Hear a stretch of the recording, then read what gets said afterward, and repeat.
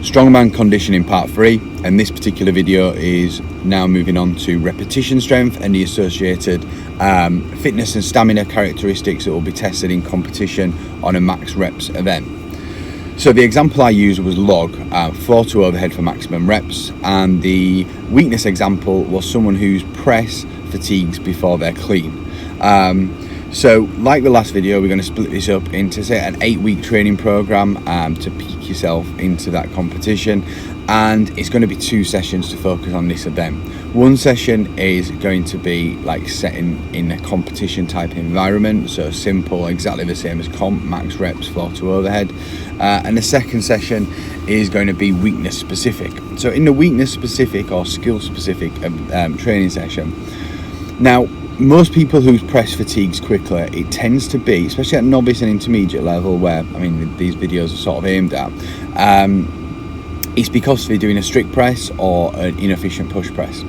So I would always, for any level, recommend that someone learns how to do a push jerk or power jerk. And by that, you're aggressively doing a push press, but as soon as the implements are around forehead high, you're ducking your body underneath it to catch it in the top position, and then you're standing up erect.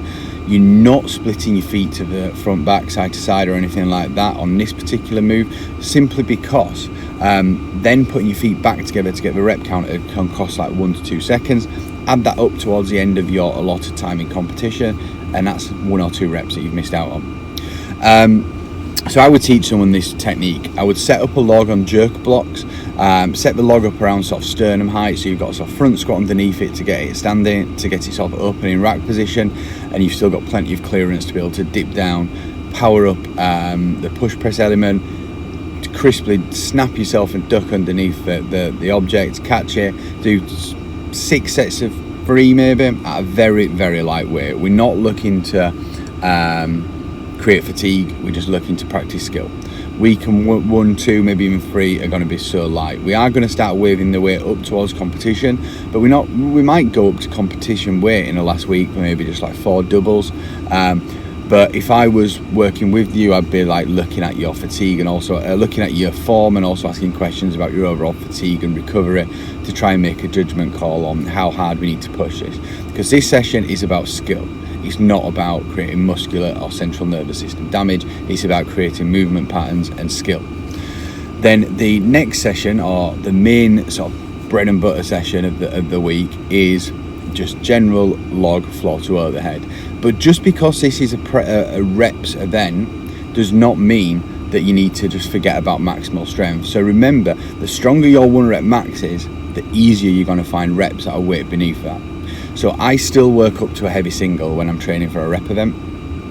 And 8 weeks out for me, I might start at 90%. The reason being it's been so high is because I'm very skill dependent, very power and speed driven. It doesn't create a massive fatigue in me to do that. So I'll work up to a single at 90%, and then in the last week my single might literally be at 100%. But it'll be somewhere in that 90 to 100 range. And then every week after I've hit that single, I'll then drop the weight down to, in week 1, somewhere around about sort of 85% of competition weight, not of 1 rep max, of competition weight.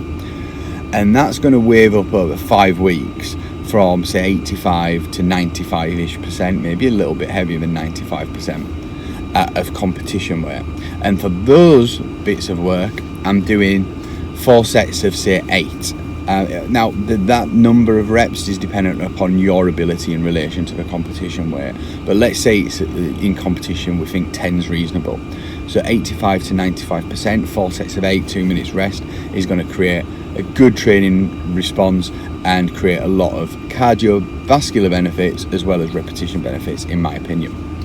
Now, once we get 95 and above, we're probably going to do a couple of weeks of, I'd say, 95% and 97.5% of just 2 AMRAP sets. As many reps as possible, get people in the gym to watch you, time you, hype you up, get yourself feeling like you're in competition. And then the final 2 weeks are going to be at 100%, maybe going for a set slightly over, like 102.5%. Same again, just 2 sets, as many reps as possible in the allotted time you're going to have in competition.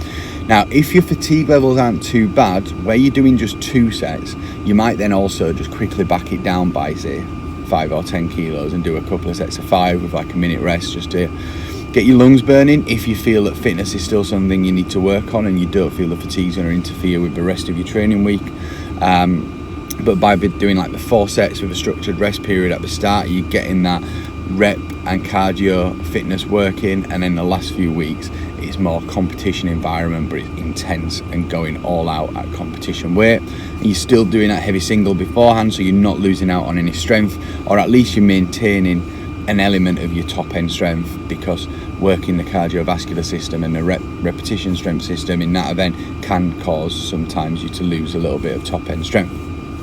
So quick recap, I've been going on for a while.